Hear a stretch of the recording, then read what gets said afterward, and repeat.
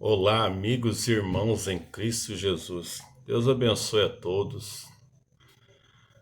Uma boa tarde, bom dia, boa tarde, boa noite a todos que vão estar assistindo esse vídeo. Espero que ajude vocês, que seja de edificação. Não é para mostrar que tenho sabedoria, não é para mostrar que eu tenho uma igreja, que a nossa igreja é melhor que de outra pessoa. Mas a gente está aqui para falar sobre a Bíblia Sagrada, sobre o que está escrito nela.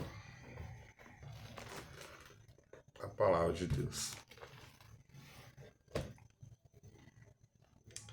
Hebreus 11 fala que a fé é o firme fundamento das coisas que se esperam e a prova das coisas que não se veem. São João capítulo 1 fala que no princípio era o verbo, que quer dizer palavra, e o verbo era Deus, e o verbo estava com Deus. E o verbo, que é a palavra, se fez carne e habitou entre nós. Este é Jesus Cristo, que nasceu de uma virgem chamada Maria. Ele veio como uma criança, cresceu, trabalhou, né? Isaías 53 fala que ele foi experimentado nos trabalhos e era uma pessoa de quem os homens escondiam o rosto, não tinha aparência, não tinha formosura nenhuma, né? Era pobre. Mas através desse Jesus que veio na terra, através de seu sangue derramado, que era Deus em carne humana, representando eu e você, morreu por nosso pecado, nos dando a oportunidade, abriu a porta do céu para nós, para cada um de nós. Mas a gente sabe que a Bíblia Sagrada, eu creio que ela é a palavra de Deus. Essa Bíblia é para aqueles que creem, não é para incrédulo, é para aquele que crê, né? Muitos querem crer na sua própria ideia, muitos querem crer na sua placa de igreja, na sua religião, mas eu me apoio na Bíblia Sagrada.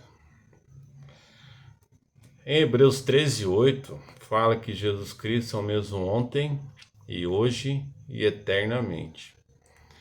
Ele não muda a sua forma de agir. Ele sempre trabalhou através de homens. Quando ele queria tirar Israel do Egito, que estava na escravidão de Faraó, Moisés foi para o deserto e lá no deserto Deus encontrou com Moisés e falou: tira a sandália dos seus pés, porque o lugar que você pisa é terra santa. Porque Deus estava naquele lugar. E Deus é santo, e onde Ele está se torna um lugar santo. Então hoje Deus está em sua palavra, e a sua palavra é santa. E Deus está obrigado a cumprir o que Ele prometeu nessa Bíblia Sagrada. Então Deus podia usar o sol, a lua, nosso profeta fala. Deus podia usar uma árvore, mas Ele escolheu usar homens fracos e falhos, para pregar esse evangelho para as pessoas, para ser uma mão de ajuda para essa pessoa. Ele poderia ter escolhido os anjos, né? Mas os anjos nunca pecaram. Os anjos não iam saber discernir as nossas lutas, nossas dores que a gente passa no dia a dia. Mas Deus escolheu o homem comum, pessoas comuns, né? Então quando Deus queria libertar o povo de Deus, Ele escolheu Moisés e falou para Moisés assim, ó: eu ouvi o clamor do meu povo e desci para libertá-los. E enviou Moisés lá para libertar o povo. Deus desceu em Moisés e através de Moisés Deus libertou Israel da escravidão do pecado, da escravidão de Faraó na terra do Egito. E sinais e maravilhas eram feitos através da mão de Moisés, o mar se abrindo, né? Maná e tantos outros sinais vindicando que Deus estava naquele profeta, naquele homem que foi chamado por Deus. Então, cremos em Malaquias 4, versículos 5 e 6. Deus prometeu enviar um profeta antes da sua vinda. E nós cremos que esse profeta se chama William Marion Branham, pelos sinais que foram feitos através dele durante os anos que se passaram. Ele partiu, mas nós temos as suas pregações que foram tiradas de fita magnética e passados os ensinamentos para um papel, né? Que na verdade o principal não é o homem, mas é a mensagem que ele pregou. Aqui está a mensagem. Então, quando os religiosos do dia desafiavam a Jesus, eles falavam: Moisés é nosso profeta. E nós dizemos hoje: William Branham é nosso profeta. E o profeta é um pregador, é um mensageiro. E o profeta de Deus nos ensinou sobre o batismo pela Bíblia, nos ensinou sobre muitas coisas que hoje nós pregamos. Não, o profeta William Branham não é profeta particular nosso, ele é profeta da era de Laodiceia e é profeta de todos aqueles que aceitarem a ele. Ele é profeta da Assembleia, se a Assembleia aceitar ele como profeta, da Batista, de quem for. Ele não pregou nada fora da Escritura. Se eu ler para você a Bíblia Sagrada, não vai contrariar o que o profeta pregou. E as mensagens dele que você pode adquirir. Esse aqui é um tema, ó. A presença de Deus não reconhecida.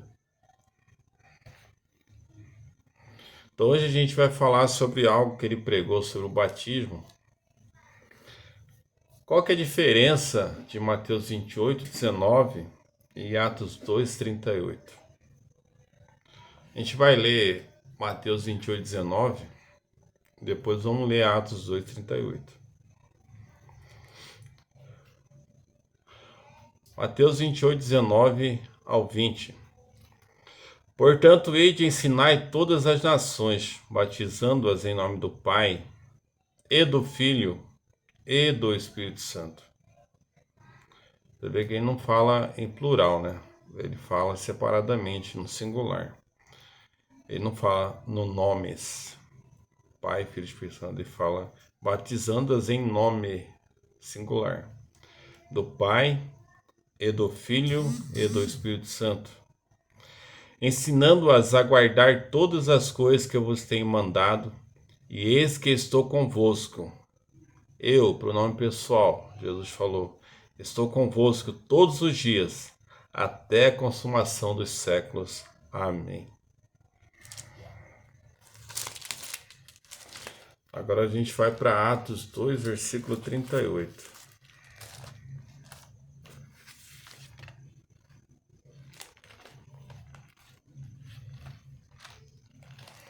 Você pode acompanhar na sua Bíblia também, conferir. O que a gente está ensinando não é nada novo, mas muitos têm essa dúvida, né? Aqui fala assim, as primeiras conversões. Então ali em Mateus 28, 19, Deus deu uma ordem para batizar no nome do Pai, e do Filho, e do Espírito Santo. Essa ordem foi cumprida quando? Depois que Jesus deu a ordem? Não. Ela foi cumprida em Atos capítulo 2, depois que desceu o Espírito Santo nos apóstolos. Em Atos 2 está escrito aqui a descida do Espírito Santo.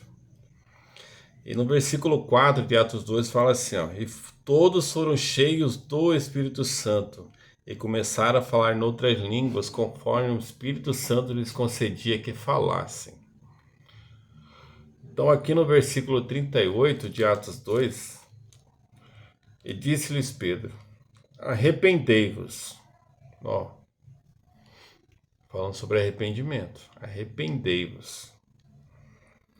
E cada um de vós seja batizado em nome de Jesus Cristo, para perdão dos pecados, e recebereis o dom do Espírito Santo. O primeiro passo para uma vida cristã é o arrependimento. Arrepender do quê? Tudo que você sabe que desagrada a Deus, que você não devia fazer. Você se arrepende dessas coisas. E luta para ter uma mudança em Deus, para você ser liberto, seja lá do que for. Seja de um vício, seja de uma atitude errada, né? Então, o primeiro passo é o arrependimento. Depois, ser batizado em nome de Jesus Cristo para perdão dos pecados. A gente sabe que o pecado separa o homem de Deus, o homem e a mulher. Em Romanos 8, do 1 em diante, você vê lá, em Romanos 8, do 1 em diante, vai estar escrito assim, ó. Porque a inclinação da carne é morte e inimizade contra Deus. Porque não está sujeito à lei de Deus, nem verdade o pode ser. Então tem muitas pessoas vivendo vida errada, contrárias à palavra de Deus. Quando eu falo errado, não é contrário à minha igreja, ou contrário ao que eu estou falando, o que eu penso, né? Estou falando contrário à palavra de Deus, né? Contrário à palavra de Deus e falando que Deus está no coração dela. Sabe por quê? Porque ela tem uma religião. Porque eu sou católico, eu não falto missa, né? Eu nasci numa família católica, cristã, seja lá o que for. Mas todos precisamos se arrepender do nosso pecado.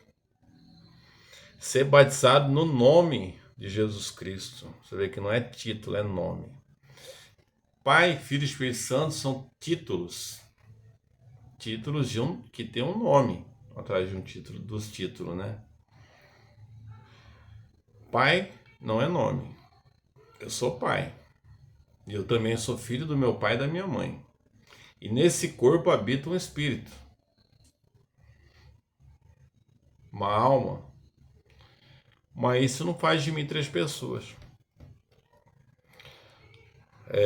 Hoje as pessoas chamam de Santíssima Trindade.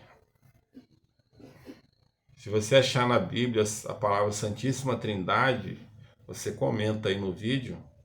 Aí eu vou colocar no próximo vídeo lá que existe Santíssima Trindade na Bíblia. Não existe esse nome. Mas existe três atributos de Deus. Assim como eu tenho três atributos. Eu sou pai, sou filho e dentro desse corpo tem uma alma. Só que, como eu tenho três atributos, eu tenho um nome. Meu nome é Joacir. Tá entendendo? E recebereis o dom do Espírito Santo. Que dom que é esse? A vida eterna. Você vê?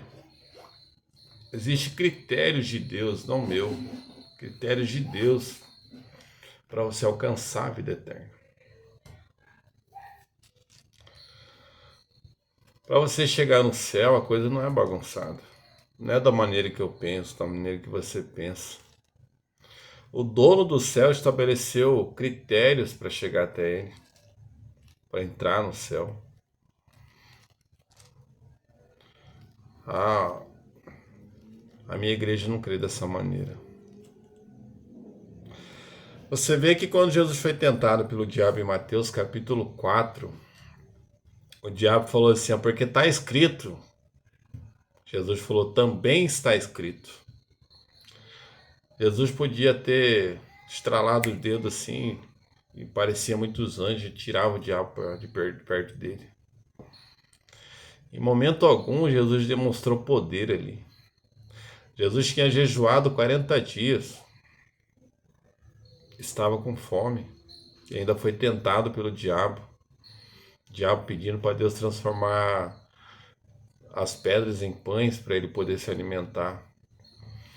E ele falou, nem só de pão viverá o homem, mas de toda a palavra que sai da boca de Deus. e sai da boca de Deus pregada pelos homens. Deus usa o homem para pregar o evangelho. Então você vê que aqui os discípulos cumpriram a ordem de Mateus 28, versículo 19.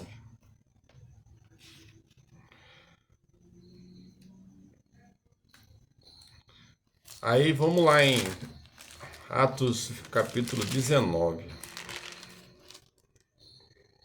do 1 ao 7. Terceira viagem missionária de Paulo, prega o evangelho em Éfeso, tumulto excitado por Demétrio. Esse é o tema da leitura.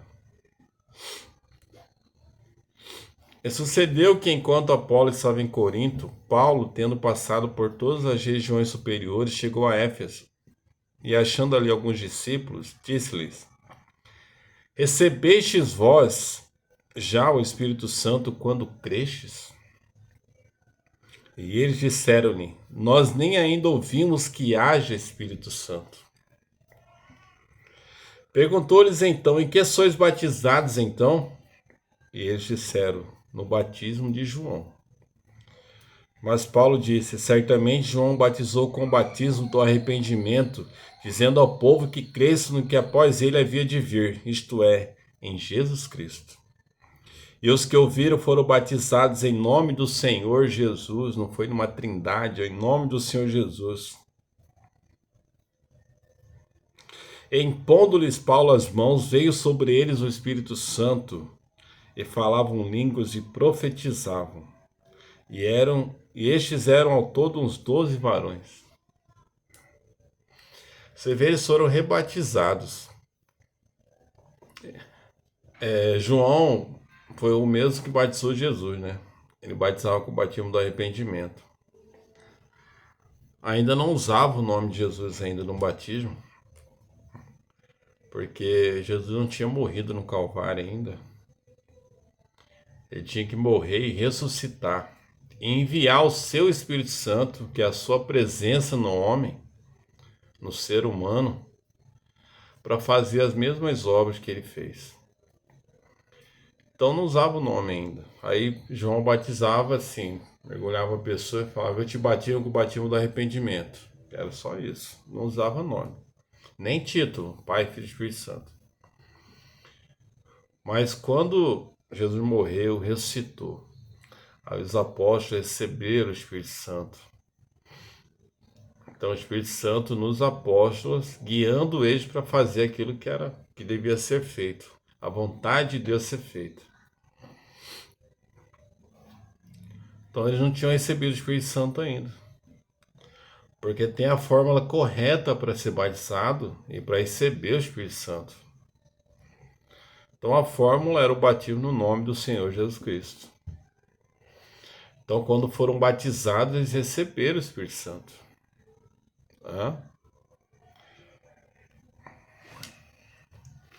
E hoje a gente vê tanta diferença de religião, cada igreja quer pregar uma coisa. E não era para ser assim, né? Salmo 133 fala assim, né? Quão bom e quão suave é que os irmãos vivam em união. É muito bom a gente estar em união. Irmãos não quer dizer irmãos da mesma igreja, da mesma placa, né? Irmãos é um corpo, né, de pessoas, né, independente de qualquer placa de igreja, porque no arrebatamento da igreja ou no julgamento, né, você vai ser julgado por essa palavra. Essa palavra foi deixada na terra para mim e para você viver por ela. Então não vai ser julgado por placa de igreja. A placa de igreja tal se apresente no dia do julgamento. Não. Cada pastor vai apresentar seu rebanho. Cada pastor vai ter que dar conta do seu rebanho.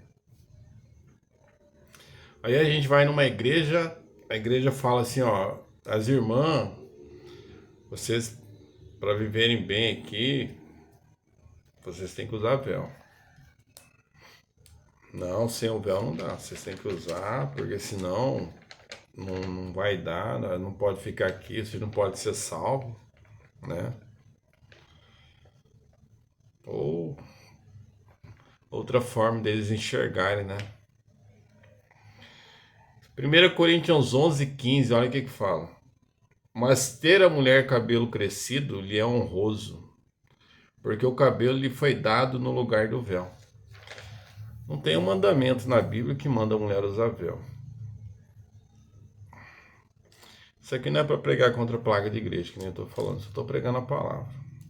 A palavra não tem mandamento para a mulher usar véu, e se deixar de usar vai acontecer alguma coisa, ou que está em pecado, não existe tal coisa. O cabelo da mulher é o véu da mulher. O que Deus proíbe na escritura é da mulher cortar o cabelo. A gente vai lá agora em Lucas 13. Olha como que é a religião, essa religião que fica querendo impor as coisas, né? A palavra deve ser pregada e você deve ser livre para escolher o caminho que você quer trilhar. Claro que uma igreja tem doutrina, tem que ter doutrina, que a doutrina é para colocar ordem no culto, na maneira de conduzir hinos, na maneira da pregação da palavra, né? Na igreja fala sobre a necessidade de ordem no culto, né? O culto também não pode ser uma coisa bagunçada, tem que ter doutrina. Agora, quantas pessoas, as pessoas elas têm que ouvir a palavra e procurar obedecer ou não. Aí elas são livres, entendeu? Porque a salvação é individual. Vamos ler lá em Lucas 13, versículo 10 ao 17. Olha o que fala. Cura de uma mulher paralítica. E ensinava no sábado, numa das sinagogas. E eis que estava ali uma mulher que tinha um espírito de enfermidade. Havia já 18 anos. 18 anos enferma, já pensou? E andava curvado e não podia de modo algum endireitar-se. Não podia mesmo. Se você tem um câncer, você pode se curar. Você tem poder de se curar. Uma pessoa que está numa cadeira de roda tem o poder de se curar.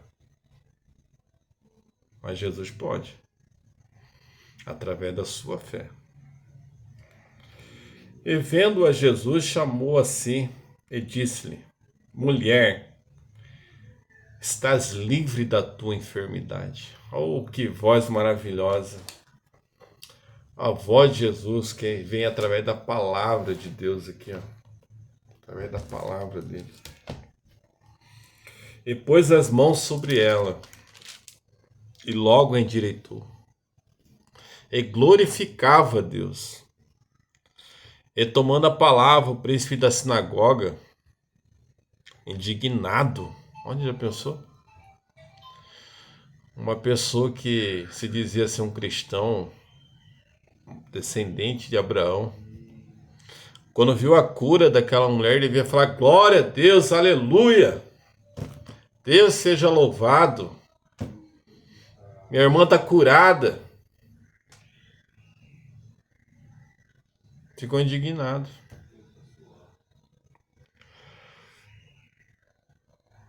Indignado porque Jesus curava no sábado. Olha só. Disse a multidão: 6 dias há em que é mister trabalhar. Nestes, pois, 20 para seres curados, e não no dia de sábado. Ó. Impondo para Jesus que tinha um dia certo que ele devia curar. Quem que é o homem? Fala para mim, quem que é o homem para impor algo para Deus? Para dizer o que Deus tem que fazer ou não? Ele é soberano, ele é rei dos reis, senhor dos senhores. Não tem demônio do inferno que pode parar a Deus quando ele quer fazer alguma coisa por você, por mim. Na saúde, na área sentimental, na área conjugal, na área financeira, seja o que for. Respondeu-lhe, porém, o Senhor e disse: hipócrita, no sábado não desprende da manjedoura cada um de vós o seu boi ou o jumento, e não o leva a beber? E não convinha soltar desta prisão no dia de sábado esta filha de Abraão, a qual já há 18 anos Satanás tinha presa? E dizendo ele isto, todos os seus adversários ficaram envergonhados, e todo o povo se alegrava por todas as coisas gloriosas que eram feitas por ele.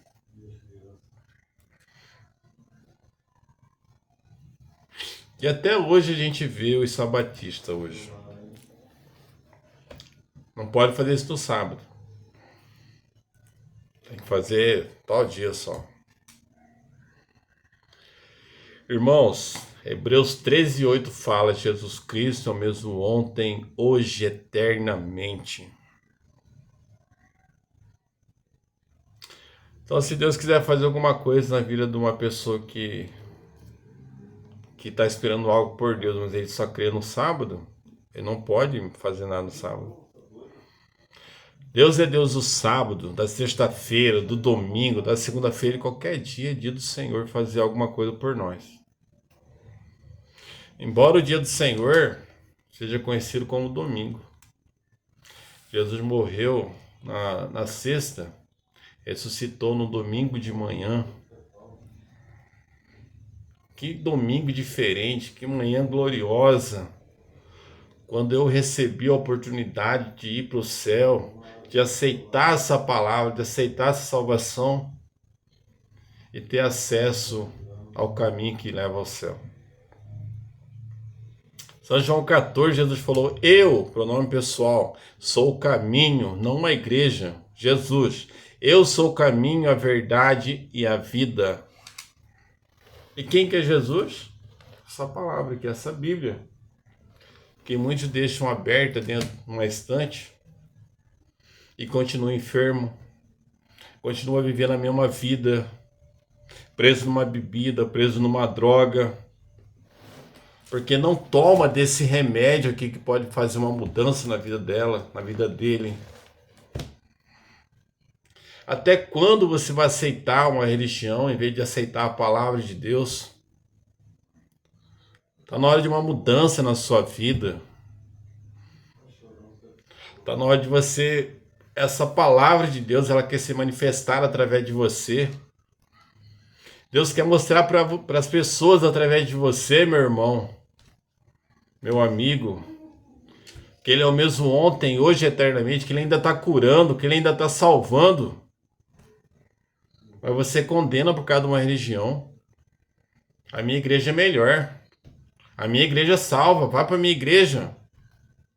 Convide a pessoa para ir até Jesus, a crer nessa palavra. Se eu pregar para uma pessoa hoje, amanhã ela for para uma igreja lá, para adventista, amém.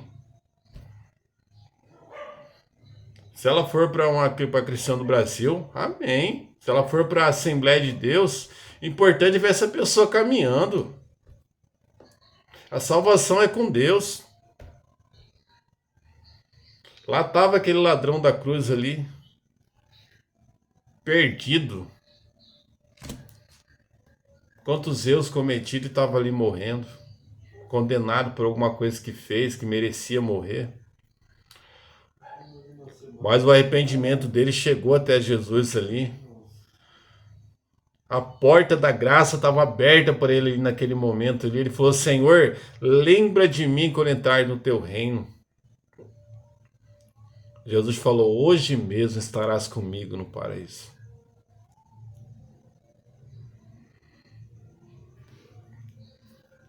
O que você quer para a sua vida? Que mudança você quer para a sua vida? Aceita Jesus. Procure uma igreja onde prega a palavra de Deus da maneira correta. Hoje é tão difícil as pessoas crerem, né? Que existe uma igreja. Mas você tem que entender uma coisa. Existe a igreja verdadeira, existe a igreja falsa. Para poder fazer um real falso, precisa de um real verdadeiro. Sabia disso? Então pega um real verdadeiro e faz um falso dele. Assim é a igreja falsa. A igreja falsa é a limitação da verdadeira. Então existe a igreja verdadeira de Deus na terra ainda. A porta da graça ainda não fechou, ela está aberta para você hoje.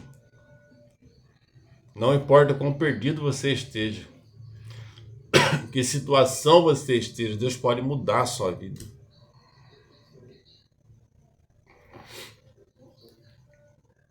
Procura uma igreja que prega a palavra de Deus, que ensina o caminho correto. Luta do lado desse pastor. Luta do lado desses irmãos.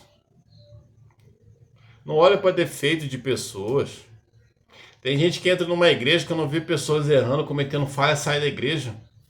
A salvação é individual, meu amigo. E se você entrar numa igreja procurando falha, você vai achar. Não existe ninguém perfeito dentro daquela igreja ali. Se tivesse uma maneira de eu e você ser perfeito, por que Jesus morreria no Calvário por nosso pecado, por cada um de nós? Não tem maneira de eu e você ser perfeito. A gente nasce, cresce, até você partir desse mundo você vai estar errando. Entre numa igreja, procure um lugar, vá com seu coração pronto para adorar a Deus, com gratidão. Vá buscar a salvação da sua alma, da sua família. Uma cura para o seu filho, para sua esposa ou para você mesmo. Vá crendo. Não olhe para defeito de irmão, de pessoa não, que o diabo vai te mostrar isso. Mas se você buscar a Deus, você vai ver a Deus. Olha a maneira natural de olhar as coisas, você condena tudo. Condena pastor, condena irmão. Não existe pastor perfeito também. Nós, seres humanos, somos todos cheios de falha.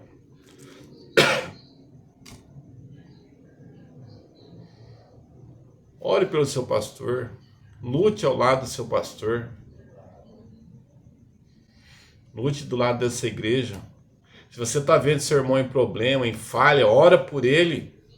Visita seu irmão. Não é só o pastor que tem que visitar seu irmão, não. Você também tem essa obrigação, um dever.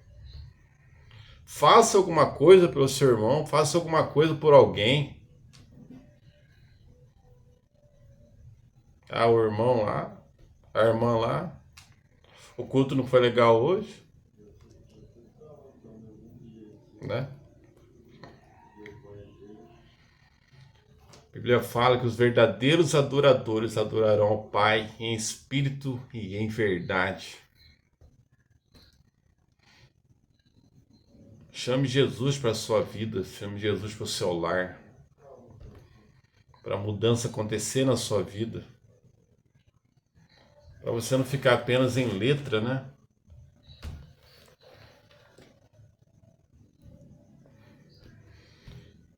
A Bíblia fala, não faça isso. E quem fez está perdido?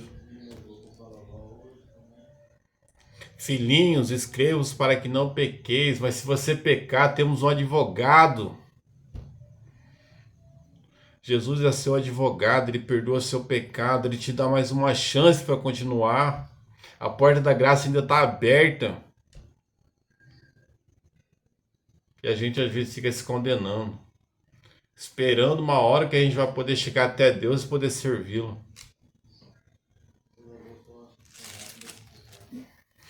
Vamos ver aqui em Mateus 11, para a gente encerrar.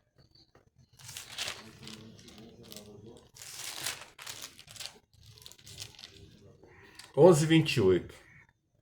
Olha só. Vinde a mim, todos que estáis cansados e oprimidos, e eu vos aliviarei. Tomai sobre vós o meu jugo e aprendei de mim, que sou manso e humilde de coração, e encontrareis descanso. Você sabe o que a palavra descanso significa? Sábado. E a palavra sábado significa descanso. Nele você vai encontrar o sábado, o descanso para as vossas almas. Porque o meu jugo é suave e o meu fardo é leve. Que Deus te abençoe, que você possa encontrar a Deus, que você possa encontrar uma saída, uma libertação, uma ajuda que você precisa. Creia em Deus, tudo é possível que crê. Eu vou orar por você. Vamos orar junto. Senhor Deus, obrigado, Senhor, por esta oportunidade. E que onde essa mensagem chegar, esse vídeo, Senhor, que abençoe este lar, que abençoe esse trabalho. Onde chegar, Senhor, este vídeo, Senhor, que edifique essas almas, que ajude essas pessoas, Senhor, a alcançarem a tua misericórdia, aceitarem o perdão do Calvário oferecido para eles, Senhor, aceitarem que a tua palavra, Senhor, a Bíblia Sagrada é a verdade, Senhor amado, que nenhuma igreja, Senhor, nenhuma religião está acima da tua palavra.